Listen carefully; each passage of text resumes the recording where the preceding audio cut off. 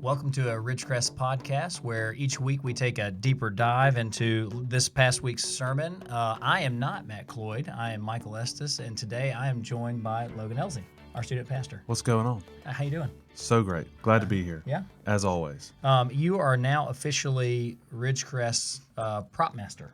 I don't know if I like that title, but sure.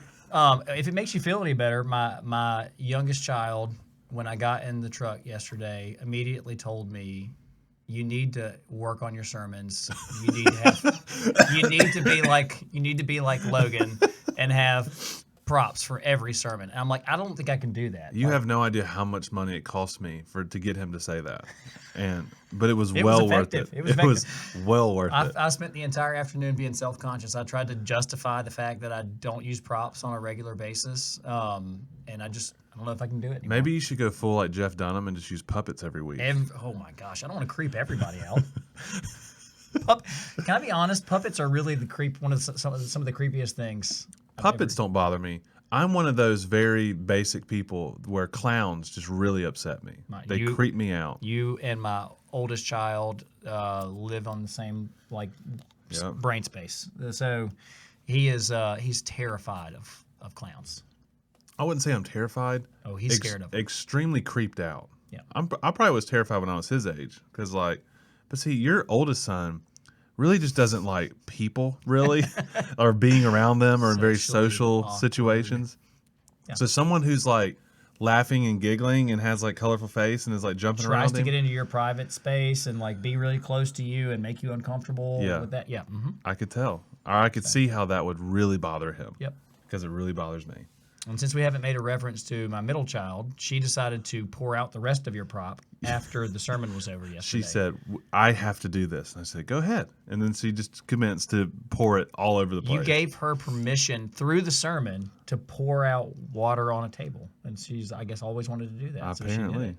So but then we made her clean it up afterwards. Yeah, we did. So it worked out. Yeah. She learned a lesson and got to do some physical labor. Sure. Okay.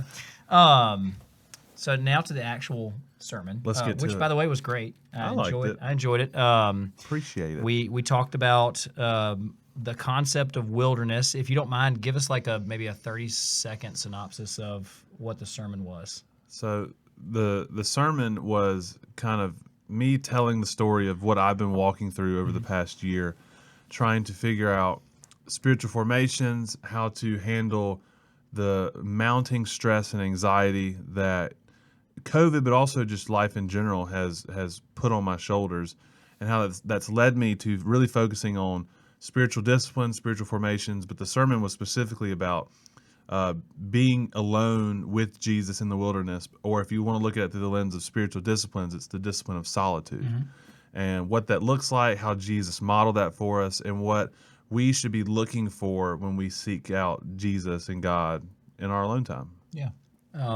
Okay, that's good. I it's something I've been thinking about a lot lately too, and I don't know. Part of that's because you shared a book with me, and we both read the same book called The Ruthless Elimination of Hurry, which was a very, for me, it was a very thought-provoking book. He talks about the concept of simplicity and Sabbath in there, which Sabbath and solitude are very, very closely related in a lot of ways. Withdrawing, that sort of thing. And that was written by John Mark Comer. But this came back for me all the way when I started interning in college. My youth pastor who I was working for gave me a book by Richard Foster called Celebration of Discipline. It's a great book. It's the, what's the word, quintessential? Yeah. It's like when you think about spiritual disciplines, you think about this book. And he has a chapter in there on solitude. He talks about silence and solitude, about moving into quiet spaces and being alone, and how God meets us there. And it was, that book provoked it in my mind a long time ago, but it's something that kind of in the background of my life, I've been trying to think, I should really quiet down at some points during the week. But it wasn't, like most things, it wasn't until I found I truly needed that it really became real. And that's when John Mark's book was extremely helpful. Right. And so thinking about those things, you spent the entire sermon basically. The sermon was centered around the text from Mark 1:12 and 13, where Jesus has just been baptized. He steps out of the river. I like the way you put it. Basically, he steps out of the river and immediately was pushed into the wilderness. And a lot of times, that wilderness experience is seen as a time of testing, a time of difficulty. But you started the sermon by saying we should ask our Bible questions when we read it. And you basically said, why on earth would this happen here? And that's what kind of led you into this particular space.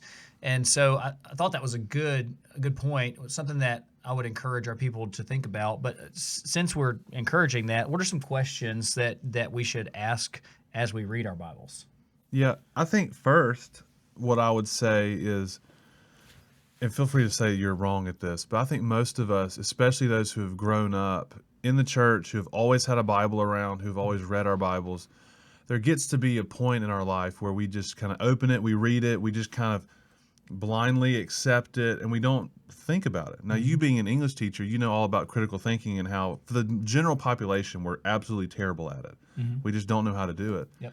But I think especially when you're reading about who God is and what Jesus is doing, I think if we can slow down, if we can read it like it's a brand new piece of text that we haven't heard 1,000 times, and if we can just come at it with eyes wide open and ask really dumb questions, I think that's helpful. Yeah. I think it kind of makes the Bible come alive again for a lot of us, because for a lot of us the book is just very dull. Some even would say just dead. Like you're just reading legends and stories about some people who lived. But when you read it and you think like, oh, these are real people. Like these people actually existed. They actually had emotions that I can sympathize and empathize with. And then when you look at Jesus and you're like, I want to really live like Jesus. And you start interviewing the book, basically. You're like, why did he do that? Why was he thinking that way? What made him go this way instead of that way? That's kind of what I've learned, is just to treat it like it's something new and fresh and look at it like you've never read the Bible before. And you'll see things happen. You'll see things come alive, and you'll notice things that you may not have ever noticed before, or you just assume because whoever taught you the Bible taught you saying this is how it's supposed to be, so you just assume that that's how it's supposed to be. Yeah, I think that's one of the hardest things to do, is to take a text that you're familiar with and read it with eyes that are trying to see it as unfamiliar. And to appreciate the strangeness of the book and the weirdness of the things that happen, and understand that these are, like you said, real humans that experienced real events, and these things were hard. Some of them were incredibly testing and difficult. And I think it's just really hard to read the text that way if you've been a Christian for a long time. Now, if you've never read the Bible before, you're going to pick this thing up and be like, what is going on here? Well, so great example. I was talking with a student 2 years ago, and he was not a Christian, but he was trying to figure out his faith, which, for us is great. We love it when I'd rather have someone who is not a Christian but is really trying to figure out their faith than someone who just assumes they're a Christian and doesn't give any merit to anything. Yeah. But he said, I have a hard time believing all this stuff. He's like, you're telling me that a guy split a sea in half. You're telling me that like every animal on the earth was on a boat. Like you're telling me, and I'm like, yeah. Like, and we obviously had to unpack that and really walk through that and figure out like, why we believe these things. But for most of us, we've grown up this way. And it's like, yeah, Moses, Red Sea, Noah, Ark, Jesus, like healing blind people, like no big deal. When in all actuality, that's a really big deal. It's huge. Yeah. And like, in some senses, we really should wrestle with that. Because I don't see people like spitting in people's eyes and they can see again, or all this craziness. And so in some senses, I think it's necessary for us to wrestle a little bit and ask hard questions and try to figure out what we believe. Yeah. One thing that really helped this all, because for me, it was that sense of like, this is just a book. I'm just reading it like a textbook. I'm just getting information. What helped me a lot was actually going forward into the epistles, because those are letters that Paul, John, Peter were writing. And especially when you read Paul, because so many times we read the epistles verse by verse and we just take little passages out of it. But when you read it as a letter, you can really tell like this is a guy who is writing to certain people because he names random people without any context. He mentions events that happens that he gives no context to. It's like he's just writing a letter to people. And so when you read that, you're like, oh, this is like a guy. Like this was just a dude who happened to be in prison. He was thanking the church in Philippi for sending help and aid. You know, that makes this more real to me because it wasn't him like teaching and giving a sermon from a stage and people like wrote it down. Like this was a dude who was living for Christ and who was hurting and suffering yet was still being thankful. And that just really made it feel real for me and made it feel like, oh, this is like really something. Like there's more to this that I need to be unpacking and reading through and trying to get things out of. Yeah, I like that. We could do a whole podcast on how we unpack the Bible better. Yeah, and for those who are interested in like studying that more, the thing that you need to look for is the word hermeneutics. It's how do you read your Bible? And there are a lot of great resources on hermeneutics. Some that you do not need like a seminary degree to be able to read. They're real basic and helpful. There's one book called How to Read and Interpret the Bible. That's the gold standard for Baptist seminary professors. Yep. It talks about building bridges between contexts. It talks about just reading to understand. I mean, it's what 80 pages. Yeah, I mean, it's not tiny. long at all. It's not long at That all. would be one that I would recommend. Yeah, I would as well. And it gives you a list of good questions to ask as you read. I always ask the questions: what do I learn about God from this passage? What do I learn about Jesus from this passage? What do I learn about myself from this passage? Those are some basic questions that I always ask. And to give you an example, for our listeners, this morning I started working on this coming Sunday's sermon a little bit more in depth, and it's about 7 verses that I'm going to be going over. And all I did is, as I walked through the verses, if I saw a name, I was like, who is this person? If I saw, something in there that, like the one thing that's going to show up in there is this lady's going to come in with an alabaster flask. I said, what is the significance of that? Like, why did that show up in the text? Because all these things, from a literary perspective, show up in the text for a reason. They're there for a reason. There's not random stuff in here. Especially in the case of the Bible with Hebrew writers. Right. It was the cornerstone of which they wrote was with imagery and symbolism and callbacks and hyperlinks. It's how they wrote so much more even than like the literature that we know and study. Yeah. I mean, everything had meaning. Yeah. So we say all this to say it is a good idea to dig deep into the Bible because there's stuff that's, if you're just reading it on the surface, and it's not bad to read for volume and to read on the surface to get through a bunch, to give yourself context. But as you read through the Bible more and more as a believer, it gives you this opportunity to dig deeper and see all these layers that exist. And asking the right questions can help us find those layers. All right, so thinking about layers in this particular text, you talked about the wilderness, and you talked about the wilderness as we have a tendency to think of it as a place of struggle, but you framed it up as a place of strength.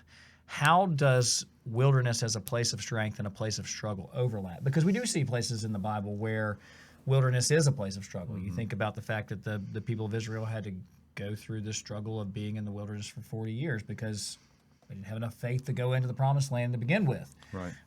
So what's the overlap between those two things? So for me, it's been a process to walk through. And this is kind of the way that I have unpacked it with myself, with family, with friends, and with counselors, with my life. And some of this will overlap with the biblical structure of it is God meets us in places of struggle.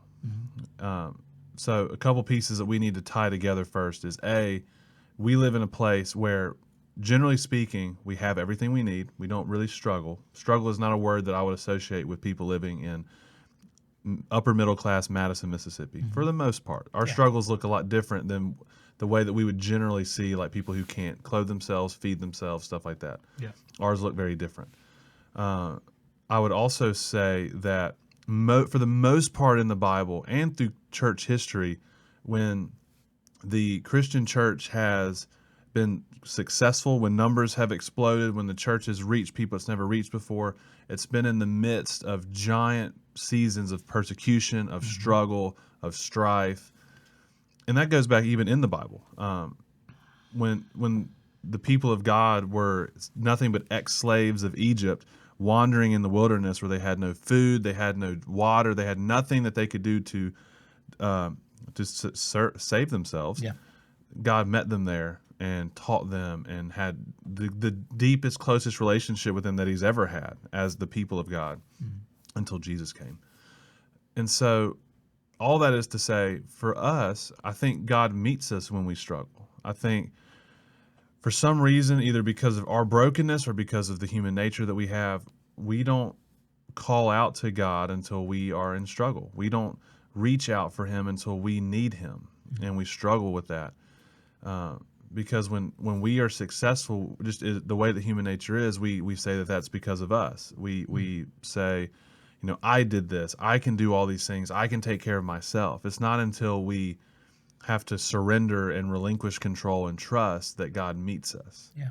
And so when you look all through the Bible, you look through the whole Exodus thing, when you look through Joshua and his people, and you go through David and even Saul, when they would struggle, they would call out to God. And then going to Jesus' life, when he would need to be with the Father, he would retreat. And it was usually in times of either he was so busy, it says he had no leisure time even to eat. Yeah. When he was so distressed because he knew what was about to happen, or he was about to go to battle with Satan, with the enemy. Those were times of intense struggle where he needed to call out to God. And so I think the overlap for wilderness is usually our struggle that leads us into the wilderness. It's the fact that we're saying, I need God in this moment. I need God to meet me here, to do what I cannot do. And that pulls us into the wilderness. And it just, I think wilderness sharpens our focus on him. It says, I'm going to pull all the things away and just focus. So it makes us more attuned Yeah. to being able to hear. Okay, so I'm going to ask some questions then that are related to this idea of solitude and listening. I think I want to ask the question about listening first. It's the thing that I was thinking about, because you talked about being able to listen to God. You brought up Elijah and the idea that God basically pulls him into he runs away from Jezebel. Was it Jezebel? I totally blanked when I was up there. And Jezebel. Yeah. I wanted to help you out, I but know. we don't talk loudly in our services. No. Like I'd been like in different church services, I probably would have called out to you and been like that. You're right. I'll never forget when I was in seminary. There was one of our professors was a gentleman who was very vocal during our chapel services, and people would preach, and I mean he would affirm. Or I heard him a couple times be like, I don't know about that, and that would have been the type of I don't know how I would have felt if I would have been in the middle of a sermon and heard that. But if we'd have been in a different setting, I would have affirmed you. You were right. It was Jezebel. But so Elijah's out there in the wilderness, run away from Jezebel, and he wants to meet with God, and God comes to him. He says, "Go stand out, on the edge of the mountain, and I'll come meet with you." And there's strong wind, there's an earthquake, there's fire, and God wasn't in any of those things. And then all of a sudden, there's a small whisper, and that's God. And the point there is that we have to be listening closely. I think at least one of the points there is that we have to be listening closely if we want to hear from God. And so what does listening, and I think it's very directly tied to this idea of solitude, retreating to be away from the noise of the world. So what does listening to God look like on a practical level? Yeah. I think first off, we're terrible at it, whatever it is. I think we're terrible at listening, generally speaking. Yeah. But I think especially with God, and I think part of it is the way that we are made, the way that our brains work. I think part of it is the way that the church has maybe not taught it as well as we could have. We teach a lot when it comes to prayer, and you just taught on prayer. The general, the natural sense of prayer is for us to call out to God, to speak with God, to lay our burdens down, which is great. Yes. God asks us to do that. But I think one thing that we don't focus on a lot is what comes after that, where God speaks back. Because this is a conversation. When we pray, is a conversation. And so, as far as listening to God, I think God speaks in lots of different ways. Me personally, I'm not one to omit God from speaking audibly. I think He could if He wanted to. He has not done that to me, but I think He could. The way that God really speaks to me, the two most popular ways is there will be a thought that pops into my head that is, I can tell it's not my thought because it is a completely foreign thing. It is not where my train of thought was going, and it leads me somewhere. And it's usually a very concrete thought. I know we're getting very abstract, but it's a thought that is not my own, or there's a peace that settles over me. In my testimony and in my life, God has really spoken to me through giving me a sense of peace in the midst of stress or anxiety or just lostness. He kind of makes me feel at peace and at home. And God also speaks through His Word. He speaks through community, people that have spoken into my life. But personally, those are really two ways that I've felt God speak to me. And so, but to your point, I think that doesn't happen when we are busy. It doesn't happen when we are in loud places, and that can be loud mentally or physically. Yeah. And I think that's why solitude is so important, is because we have to get alone and quiet to hear those things. I'm not saying God can't speak to you in a crowded room. I would say that God rarely does that, and even if He is speaking, you can't hear Him very well. And so finding the time to sit, quiet your heart, quiet your mind, and listen is when you'll hear God the best, in the clear, in the most clear, clearest, the most clearly. One of those words. One of those. Well, I didn't think back to it, but I think you were right somewhere in there. So, all right, I think it's good. For me, the place where I hear God most clearly is, one, I do have to be in a place that's quiet. And two, it almost always, in my experience, has been directly related to the Word. And what I mean by that is either I have the Word with me and it's open and He's speaking to me through it, or there's been plenty of times where I've been in a quiet place and all of a sudden a passage that I haven't thought about in a long time will pop into my head, like kind of like you were talking about, this concrete thought. And I have no way of explaining where that came from. I cannot justify, that was just sitting back in the subconscious and all of a sudden it just surfaced. That is the Spirit. To me, that is the Spirit of God pushing that into the forefront of my mind. And it is. Was that John 15? I don't have a Bible in front of me. That's what the Spirit does, is He brings to mind the Word of God. Yeah. And so, that's the way listening to God. Now, I do agree with you. I mean, if God wanted to speak audibly, He could. And I don't know this guy personally, but there's a pastor who says that he one time has heard God audibly, and what he did, and I think this is very interesting, is when he heard it, he wasn't sure, and so he immediately went to his community, his small group, his accountability people, and said, "Hey, God, I think God told me this. Let's really pray and seek that and see if this is true and wisdom." And they went to the Word to make sure that this did not go against God's Word. Yep. And so I'm out of my depth speaking on this, but I would say that if that were to happen, that is probably the way that I would go after it. Yes, absolutely. And the thing that I would say alongside that is, there's not going to be any time in which God is going to speak contrary to what's in His Word. So, like, you're never going to hear a voice of God saying to you that you should do something that's contrary to the Word of God, or in addition to the Word of God, or any of those things. So, the Spirit and the Word work together. Yeah. If anything, it should affirm what God's Word is already telling you to do. Yeah, absolutely. Yeah.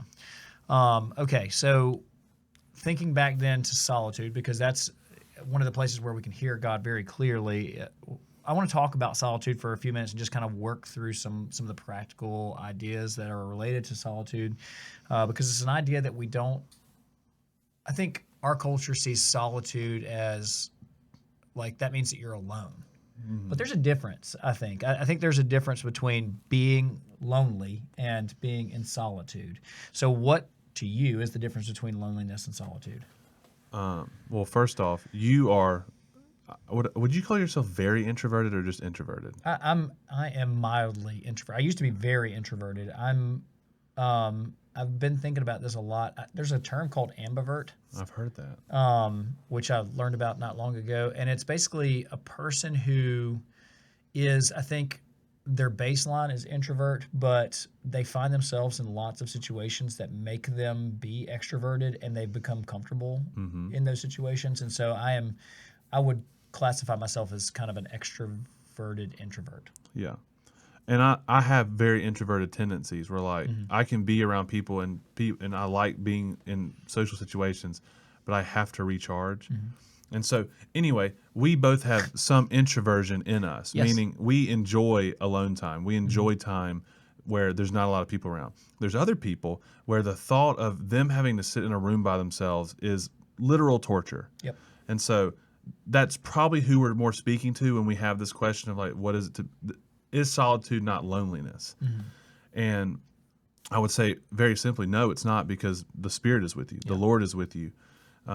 If you sit in a room and you feel utterly alone, then you do not feel God with you. And I would follow that line of thought. Like, why do you feel so alone? Why do you feel like God is not with you or speaking with you? You know, that's something that we need to kind of walk through and learn through. But also, you know, this is not, you're not alone all the time. These are very, and sometimes very short seasons where every other aspect of your life is with people, in the mix, in the crowds, doing all these things. And really, you're just saying, I'm going to take a little bit of time. I'm going to slow down. Yeah. And I'm going to get alone with God. And that can be uncomfortable for a lot of people because, you know, like I said in the sermon, when you're alone is when God really starts to work on you. It's where God starts to uncover things in your heart that need to be addressed, where he starts to bring things up to the surface that you need to process through. That could be sin that you really just haven't thought about or you've kept hidden that he's bringing up to the surface, or anxieties or stresses or worries that you need to process through, or anger or hurt or relationships that you need to just have time to let the Spirit mend in you. And that's not always comfortable. That's not always fun necessarily. Yeah. But the point of solitude is for you to be filled with the Spirit, for God to do a healing work in you so that you can re-engage. Right. And so if someone is feeling loneliness when they do that, that's kind of what I would think through is, why are you feeling lonely? Yes, it's not going to be fun, and it's only for a short period, so that when you re-engage with people and with the world around you and with your family, you can be so much better off and you can really reflect Christ as you live. Yeah. I think that's a good distinction, and I think it's important for us. I think it really is important to understand the difference between loneliness and solitude. I have always thought of solitude as I am making an active choice to step away from things. I'm not, this is not something that just kind of happens to me. You look at what Jesus does here. He oftentimes chooses to go away from the crowd, Right. and it's because he knows that he needs that space, and it's not because Jesus was an introvert. It was because he was as fully human as we could possibly be, and he knew that time away made him more effective when he was present. And I will say, for the super introverts, the people who like, I love spending time by myself, just because you're alone and having having some me time, does not necessarily mean you are practicing the spiritual discipline of solitude. There's an active component to solitude where you go with the understanding and with the goal of meeting God. You're not doing laundry, you're not reading a book, you're not you can do those things, but the goal is to meet God and to be with him and to be filled by him and to learn from him and to listen. Yeah. Sometimes we can mess up solitude or not do it very well because we don't really have an agenda. We're just like, oh, this is time for me to recharge, me to reset. And there's a difference. There's a spiritual component to this. It's not just you sitting in a room by yourself with your cat. Yeah. I just assume all introverts have cats. We have several introverts at our house, and we have no cats. That is true. But what I hear you saying is that there's a difference between retreating to be with Jesus and just taking a break from life. Yeah, I think so. I mean, what do you think? I agree with you. I think we kind of bashed extroverts, and then when you were talking, I realized we could very easily. We also need to speak to introverts as well, because they can be alone the entire day and yet have never really recharged with Jesus. That's right. And I think that's one of the dangers of not understanding solitude very well, is that you could trick yourself into believing you're practicing this spiritual discipline. In reality, all you're doing is just hanging out by yourself, and that has benefits. Mm-hmm. But in reality, that's not what solitude is, Right. biblically speaking, at all. So, okay, you kind of referenced this a little bit, Okay. but I want you to go into a little bit more depth on this. How does solitude positively affect our relationships? And I'm thinking broadly, like not just like our horizontal relationships, but also our vertical relationships. So speaking of John Mark Comer in his book, Ruthless, Elimination of Hurry, there was a part where he says a lot like, I am not a good parent when I am tired or stressed or anxious. And when he looks back, and I would say when we as parents look back, when we are the most embarrassed by what we have done or said to our children, it's a time when we were rushed, we were hurried, we were stressed out, either we were late for something or we were just so frustrated because this kid kept doing this over and over and over again. And so, not that solitude fixes all that, but They still do that, yes. But I in think my experience. maybe your kids are just special. My kid is perfect in every way. I believe that. But I think solitude helps us with that. It helps us not be hurried. It helps us slow down. Mm-hmm. Another spiritual discipline, but yet the same spiritual discipline, is to slow, to not be hurried, to create margin in your life, to not be rushing wherever we go because we have to do all these things because we have to be successful and perfect. Is to spend time, to slow down, to look inwards, to listen, to really just connect with God. When we do those things, we leave the room, we leave our time with God in a different place, to where we have more margin to handle children. We have more margin to handle the emotional drain that comes from friends, family, other things. And it just allows us to be more like Jesus. It allows us to connect more, to handle more, to put more on ourselves because we've already offloaded so much of our burdens onto Jesus. And so personally, individually, I would say it helps relationships because it makes you more like Jesus, and which is always going to help your relationships. The one passage that I talked about with relationships in the sermon was when the disciples came back to Jesus, and Jesus immediately said, hey, let's retreat because we're so busy. Things are getting so crazy. Let's go ahead and retreat. Let's go on a fishing trip or on a boating trip, and let's talk. Let's build each other back up. Let's share experiences in life and be with each other. And so this is an aspect of solitude which is different from what we talked about because you're in solitude with friendships. And so I think it's a both and. I think you should have times where it's just you and God. You are together. He is filling you up. You are offloading burdens and worries and confessing sins to Him, and He's healing you. And I also think it's very important to have time where it's just you and a very small group of people. Maybe you one-on-one with a very close, trusted friend where you pray for each other, where you confess to each other, where you share lives with each other. And I think that's healing. I think that we need that as people. We need that community. We need big community as in a church. We also need small community as in 1 to 3 trusted friends that can know us intimately and guide us, shape us, convict us. Yeah. And I think you need both of those, and I think both of those will change how you see and interact with people. Okay. I agree with all of that as far as the way somebody, I was reading the other day, the way somebody put it is you have to disengage to be able to re-engage effectively. And we have a tendency to think, because we live in a very connected world. Like we are constantly in contact with other people, even when we're not talking to them. So like the fact that I have a phone in my pocket that could go off at any moment, it connects me to everything. Right. That doesn't mean that I'm good at relationships. No. In fact, it can mean I'm really bad at relationships because I'm so stretched thin. You use the idea of scorched. I'm so parched from this constant connectedness that I have nothing to give to people when I go back to them. Right. And so it's really important that we can disengage so that when we engage with people, we have something to give them. And personally, an issue for me is I don't detach well.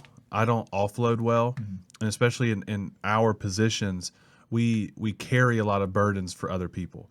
And like, first off, I love that. I love the fact that we get to walk with people in their seasons of struggle, that we get to grieve with them, mourn with them, and also celebrate with them. But my personality is I can take a lot of that and hold it, and I carry a lot of burdens. And so the term John Eldredge, who's another author, has helped me learn about is called benevolent detachment, which is, part of life is going to be us carrying things for people and us lifting things off one another. But I've got to be able, for the care of my soul, detach at some point and put those burdens on Jesus, because I can't carry it myself.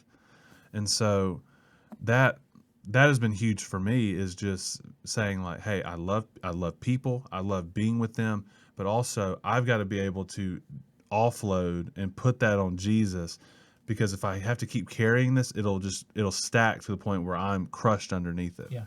And so then afterwards, I'm free, I'm light, I'm empty, and I'm able to go and serve and help and be the person that I need to be for people. Right. All right. So we've talked about solitude, the benefits of it. How does it look practically for us? Like, how can we, in our modern context, given our schedules, given the technology that we have in our lives, those sorts of things, how does that work for us? I love practical things. We can get into it. I'm going to start really small, and I'm going to go big. So at any point where you think of something, you just interrupt me and you point in from the small to big. Sounds good. Smallest thing that I think you could do, another thing I stole from John Eldredge, is called a 1-minute pause. You take 60 seconds multiple times throughout your day, and you just disengage. If you physically have to take a step back or leave the room, even better. You can do this when you wake up. You can do this like during a meal. You can do this while you drive. Just don't close your eyes. You can do it while you're in the bathroom. I mean, there's tons of places. It's 60 seconds where you breathe, you stop, and you just release. There's nothing like woo-woo about it. Literally by release, I mean pray to God and say, God, take this from me. Take these worries, take these burdens, take this stress from me, and just stop and release. Richard Foster calls it mini solitudes. It's the same concept, where you just find little spots in your day to just take a step back, because otherwise we just blow and go the entire day, and by the end of the day we are a burned out husk who is exhausted. Yeah, and by what you're talking about, you don't mean take a step back, pick up your phone, and scroll for a few minutes. You mean like literally you're putting everything down, Right. stepping away from all of it, and for a minute, just breathing. Yeah. Yes, and the phone is not helping anything. Absolutely we could not. speak a ton how our phones are really just a way for us to escape our feelings, to not cope with things. It's just an escapism tool where, in order to not feel what we're feeling, we stare at a screen for minutes to hours. And so there's no way we can get into healthy relationship with your phone other than, I would say, check your screen time. And most of us should cut it in half, if not more. And so do whatever it takes to not do that. And then just really try to be active in not being on your phone as much, especially with social media, especially with mindless gaming, especially with things that allow you to turn your brain off. In some senses, that is a good coping skill, and it's something that sometimes we need just to quit the crazy cycle that we're on. But for long term, I think it's not helpful. And we need to have a good relationship with our phone as a tool, not as a computer that is melded to our hand at all times. Yeah. So I think that's important. I think so. A 1-minute pause or a quarterly mini solitude, not quarterly, or just these mini solitudes are helpful. I think if we want to go time, I think having a little bit of time every day is important. I think if you could get an hour of your week where you can be absolutely quiet and by yourself, I think it's been hugely helpful for me. I have an hour of my day during the week where it's in my calendar. It's blocked out. Jenna, my assistant, knows to where like I don't take anything during those times. I don't have meetings during that time, and I'm quiet. Usually the light is off. Usually the only thing I've got in front of me is a Bible. Rarely I'll use that time as worship, but even worship can sometimes be distracting for me, which is interesting. But it'll be a time where I just am quiet. There's not a lot of noise. There's not a lot of things that are going on. There's no screens involved. And for an hour a week, I'm just chill. Yep. I'm waiting and I'm listening to God. And then I don't do this part very well, but another thing that people recommend is once a month having a whole day where you just retreat, where you say, me and God are going to hang out for a day. There are pastors who go to monasteries. There are people who like rent cabins where they go and they just sit in these cabins for a day. But it's basically just different ways that you can prioritize saying, I've got to be with God or else I'm not going to make it through the day, the week, or the month. And so those are, for those practical ways, like those are big ways. Like those are you saying, this is so important to me that I'm going to change my schedule, block out a schedule. This is going to be a big rock in my schedule that no one can move because I think it's that important. Yeah. And I would say that that's kind of how we need to look at it. I mean, Jesus, who was only on this earth for 33 years, she only had his ministry for 3 years, blocked out numerous times where he said, this is so important that I'm going to not heal people, not work miracles, not do other things because I need to go away to a desolate place. Yeah. And so for us, I think that's how we need to think about it. Like it's that important. I don't know. Can you think of any practical ones other than those? I'm thinking about, so you know this, that both my boys are involved in sports, and they keep us busy schedule-wise and that sort of thing. I'm thinking about, even in those situations, the ability to just step away from everything in the middle of a busy schedule. Right. So, like, I'm a baseball dad, and I'm at practice. Instead of sitting with everybody and having conversations, that can be good, I'm going to take the next 15 minutes and sit out in right field and just be there. But right field is that line, that fence lines where all the dads yell at the first base umpire, and I'll stay away from them. okay. I've never been one of those dads. But, you know, like, there's a way to do it even when you're busy, even when you have things going. I mean, Jesus was the busiest person that we can even imagine.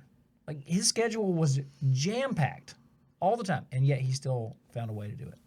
And again, I agree with you. I think it's about priority. I think it's about saying that this matters so much that I've got to have it as a part of my life and schedule. And at the risk of alienating most of our church, I think if people hear this and they look at their schedule and they go, "There's 0% chance that I can fit any of this into my schedule," that's a problem. When 6 3/4 days of your week are filled with kids' sporting events, or you're on committees, or you've got extracurriculars, or they have extracurriculars, and you've got other stuff going on where you have jammed your schedule to where you can't fit an hour of your week to be alone with Jesus, I think we're in a state of unhealth that we need to look at. I think a lot of us can very easily get to that point where we are so busy, we're so optimized, we're so productive that we have pushed Jesus out of the way. And so that is something that I would warn against. It's something that I would really take a hard look at your schedule and ask the question, do I have time for Jesus? And if that makes you uncomfortable, it probably should make you uncomfortable. Yep. Yeah. The way I like to think about it is we are, and this is going to be this is why words matter. We're human beings, not human doers or human producers. We are human beings. We should be first, understand who we are, what we are, and then go and produce, and then go and do. The being always precedes the doing. And so if we're not good at being, there's a problem there. It means we're not going to be very good at producing or doing. All right. Well, I think this has been very informative. I've enjoyed it. I have as well. I love spiritual disciplines. I love talking about them, thinking about them. They get a bad rap in our culture. They're seen as this thing that's a ritual, and that, you know, we're just being legalistic and that sort of thing. But in reality, these things have existed for thousands of years because they have had incredible spiritual benefit for people. And I would say, biblical. Yeah, they are biblical. I would say for the person who feels like this is very legalistic, I would say, yes, we have the freedom to not do any of these things. Yep. But why wouldn't you do these things? Why wouldn't you try to be closer to Jesus. These are not things that like guarantee your salvation. They're not things that Oh, like no. give you a ticket into heaven. They're really just ways that everybody from the church fathers all the way up to now, it's the things that we know that bring us closer to God, and things that successfully, I would even say, successfully grow our relationship with Jesus. Yeah. So why wouldn't you do those things? I agree. It's a great question to ask. And if you have questions about how you can do this or ways that we can maybe, as Logan and I, could help you do this better, we'd love to talk to you more about that. If you have questions about Jesus, understanding who he is and wanting to start a relationship with him, we want to answer those questions. But we're glad that you took the time to listen and be a part of this podcast today. And we hope that it's been a blessing to you and that it's been helpful in a lot of different ways. And like I said, reach out to us here at the church if you do have questions about this. Thanks for joining us, and we hope you have a great week. See you later.